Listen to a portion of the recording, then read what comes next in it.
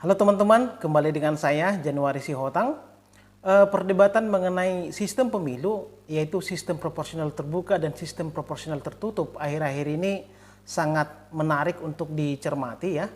Bahkan keberadaan sistem pemilu proporsional terbuka ini lagi digugat di Mahkamah Konstitusi oleh beberapa kader Partai Demokrasi Indonesia Perjuangan atau PDIP. Sesungguhnya ini menjadi sebuah bola panas karena Munas PDIP merekomendasikan untuk menerapkan sistem proporsional tertutup di pemilu 2024 yang kemudian ini membuat partai di parlemen menjadi terbagi menjadi dua ya. PDIP itu menjadi partai yang tersendiri untuk mendukung sistem proporsional tertutup, sedangkan 8 partai lagi itu lebih cenderung untuk mendukung sistem proporsional terbuka. Nah, yang menarik kemudian untuk kita bahas adalah antara sistem proporsional terbuka dan sistem proporsional tertutup. Kira-kira sistem yang mana yang paling ideal atau paling cocok dengan negara kita? Sebelum kita bahas lebih lanjut, saya mau menjelaskan terlebih dahulu mengenai pembagian daripada sistem pemilu. Sistem pemilu yang digunakan di berbagai negara di dunia sesungguhnya itu dibagi atas dua bagian besar ya. Ada sistem pemilu distrik dan sistem pemilu proporsional. Walaupun kemudian masing-masing sistem ini ada varian-variannya. Kalau dia sistem distrik berarti dalam satu dapil itu hanya ada calon yang terpilih. Sedangkan dalam sistem proporsional bahwa dalam satu dapil itu terdapat lebih dari satu atau banyak calon yang terpilih. Atau dengan kata lain, dalam satu dapil itu tersedia banyak ataupun lebih dari satu kursi yang akan diperebutkan ke parlemen. Indonesia sendiri itu lebih memilih untuk menggunakan sistem proporsional ya. Alasannya adalah karena memang sistem proporsional ini lebih mendukung terhadap fungsi integrasi suatu bangsa.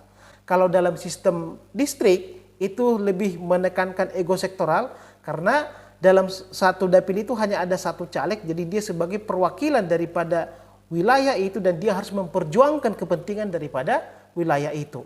Sedangkan dalam sistem proporsional karena ada banyak kursi dari satu dapil, maka ego sektoral itu akan lebih berkurang. Sistem proporsional sendiri kan itu dibagi atas dua. Ada sistem proporsional terbuka dan sistem proporsional tertutup. Kalau dalam sistem proporsional tertutup, masyarakat itu hanya memilih partai politik. Siapa nanti caleg yang terpilih itu ditentukan oleh partai politik yang bersangkutan. Sedangkan dalam sistem proporsional terbuka, namanya terbuka berarti nama-namanya itu jelas siapa orang-orang atau kader partai yang dicalonkan oleh partai politik yang bersangkutan. Itu secara garis besarnya. Nah, kalau kita lihat sejarahnya bahwa Indonesia itu di era Orde Baru dan di awal era reformasi itu menerapkan sistem proporsional tertutup. Lalu kemudian dengan adanya putusan Mahkamah Konstitusi nomor 22, 24 tahun 2008, maka mulai tahun 2009 Indonesia menerapkan sistem proporsional terbuka. Artinya sudah ada 3 kali pemilu Indonesia menerapkan sistem proporsional terbuka. Lalu kenapa kemudian muncul keinginan untuk menerapkan sistem proporsional tertutup ini? Nah, untuk menganalisisnya lebih dalam, kita akan lihat apa sih kelebihan dan kekurangan daripada sistem proporsional terbuka dan sistem proporsional tertutup. Kita mulai dari yang pertama, yaitu sistem proporsional terbuka. Kelebihan daripada sistem proporsional terbuka itu kalau disimpulkan ada dua ya. Yang pertama, bahwa sistem proporsional terbuka itu dianggap sebagai pengejawantahan ataupun implementasi daripada daulat rakyat itu sendiri. Karena di dalam sistem proporsional terbuka kita bisa langsung memilih orang atau personnya, dan siapa yang memiliki suara terbanyak dialah yang akan maju ke parlemen. Ya. Lalu kemudian yang kedua, hal ini akan memudahkan kontrol dari pemilih terhadap yang dipilih. Karena masyarakat sudah tahu siapa yang dia pilih dan siapa yang duduk di parlemen, maka dia akan lebih mudah untuk mengontrolnya ataupun mengawasi si calon yang bersangkutan.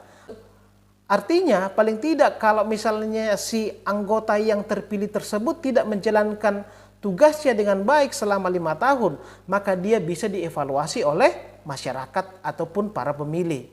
Sehingga dia bisa saja tidak dipilih di pemilu berikutnya. Namun demikian, sistem proporsional terbuka ini juga memiliki beberapa kelemahan ataupun kekurangan ya. Dalam catatan saya, ada 4 yang menjadi kekurangan daripada sistem proporsional terbuka. Yang pertama adalah biaya politik yang sangat tinggi. Biaya politik tinggi ini tidak hanya bagi para caleg, tetapi juga bagi negara. Karena di dalam sistem proporsional terbuka itu dicantumkan siapa-siapa saja yang menjadi caleg, maka tentu ukuran kertasnya akan semakin lebar dan itu juga akan menambah biaya penyelenggaraan pemilu. Bagi caleg sendiri, karena di dalam sistem proporsional terbuka ini, bahwa caleg itu berdasarkan suara terbanyak, maka si caleg akan berusaha semaksimal mungkin untuk memenangkan pemilu dengan mengeluarkan segala jurus yang ada ya, mulai dari pendekatan primordial hingga pendekatan secara uang ataupun finansial. Apalagi dalam sistem proporsional terbuka, bahwa yang menjadi saingan seorang caleg bukan hanya caleg dari partai lain, tetapi dia juga harus bersaing dengan caleg dari partainya sendiri. Dan ini yang menjadi kelemahan yang kedua, yaitu terjadinya kanibalisme politik.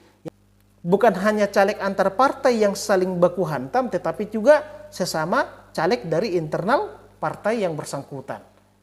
Kemudian yang ketiga, sistem proporsional terbuka ini juga sangat ruwet dan melelahkan ya. Keruwetannya itu bisa dilihat dari misalnya dari cara mengkonversi suara ke kursi. Ini juga ada berbagai macam cara atau berbagai macam metode yang digunakan dari pemilu ke pemilu. Dan yang keempat adalah bahwa sistem proporsional terbuka ini diakui atau tidak itu melemahkan sistem kepartaian. Dalam sistem proporsional terbuka, individualisme partai politik itu menjadi hal yang sangat lumrah terjadi. Makanya kalau Anda lihat dalam beberapa tahun terakhir, sangat banyak anggota partai politik itu yang berbeda arah dengan kebijakan atau garis partainya sendiri.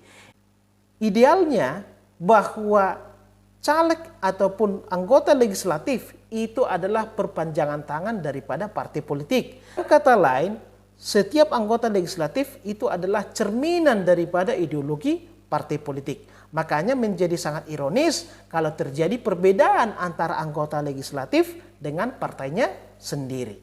Tapi karena sistem proporsional terbuka ini menjadi sesuatu hal yang lumrah, karena bagaimanapun ketika misalnya ada garis kebijakan partai yang tidak populer dan si anggota legislatif yang bersangkutan takut kehilangan kursi, maka dia akan memiliki garis ataupun kebijakan yang berbeda dengan partainya. Ini bisa Anda lihat misalnya dalam kasusnya Fahri Hamzah ya. Nah, itu sistem proporsional terbuka. Lalu bagaimana dengan sistem proporsional tertutup? Ya, kelebihan dari sistem proporsional terbuka sebaliknya itu menjadi kelemahan dari sistem proporsional tertutup, ya. Dalam sistem proporsional tertutup misalnya ini lebih sederhana ya, karena kita hanya memilih partai lalu kemudian partai sendiri yang menentukan siapa caleg yang terpilih. Lalu kemudian yang kedua, ini akan menguatkan sistem kepartaian. Karena bagaimanapun seorang anggota parlemen atau anggota legislatif itu harus sesuai dengan garis partai. Dengan demikian, yang diperjuangkan oleh setiap anggota parlemen atau anggota legislatif adalah garis kebijakan atau ideologi dari partainya itu sendiri. Sedangkan kelemahan daripada sistem proporsional tertutup adalah yang pertama, pemilih itu ibarat membeli kucing dalam karung. Karena tidak ada nama-nama siapa yang menjadi caleg yang diusulkan oleh partai politik yang bersangkutan, maka pemilih tidak tahu siapa yang dipilihnya. Dia hanya memberikan suaranya kepada partai politik. Kemudian yang kedua, sistem proporsional tertutup itu akan melanggengkan kekuasaan ataupun feodalisme daripada partai politik. Di sini akan terjadi yang namanya elitisme partai politik. Segala sesuatunya akan ditentukan oleh pejabat-pejabat tinggi partai politik. Nah, dari penjelasan kedua sistem pemilu tersebut, ya baik itu terbuka maupun tertutup, sesungguhnya bisa kita simpulkan tidak ada sistem pemilu yang ideal. Masing-masing itu ada cacat bawaannya. Kalau misalnya kita mengatakan bahwa sistem proporsional terbuka itu mewujudkan daulat rakyat, sudah terbukti bahwa dalam 3 pemilu terakhir, sistem proporsional terbuka itu tidak membawa kita kemana-mana ya. Dengan biaya yang sangat tinggi, maka korupsi juga akan semakin tinggi. Makanya sesungguhnya menurut saya, yang harus diperbaiki itu adalah keberadaan daripada partai politik itu. Indonesia ini merupakan salah satu negara yang agak aneh menurut saya, Karena di dalam konstitusi sendiri tidak ada pengaturan mengenai eksistensi daripada partai politik. Padahal di dalam konstitusi partai politik itu terlibat dalam banyak hal, khususnya dalam penentuan pejabat-pejabat negara. Mulai dari pencalonan presiden dan wakil presiden itu dilakukan oleh partai politik, lalu kemudian pencalonan anggota DPR dan anggota DPRD, bahkan penentuan hakim agung, anggota komisi yudisial, hakim konstitusi itu tidak terlepas dari partai politik. Ironisnya sekali lagi, justru pengaturan bagaimana seharusnya eksistensi partai politik itu tidak diatur dengan baik. Bagaimana seharusnya proses dan mekanisme yang harus dilalui oleh sebuah partai politik dalam hal terkait dengan kandidasi itu belum diatur dengan baik. Batas masa jabatan ketua umum dan segala macam itu tidak diatur di dalam undang-undang, apalagi di dalam konstitusi. Sehingga dengan sistem yang seperti itu, partai politik diberikan kuasa yang sangat besar, tetapi kuasa tersebut tidak diatur dengan baik oleh konstitusi.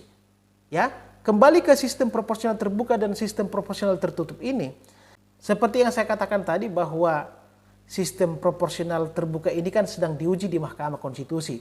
Yang diuji adalah pasal 168 Undang-Undang Nomor 7 Tahun 2017 yang mengatakan bahwa pemilihan umum di Indonesia menggunakan sistem proporsional terbuka.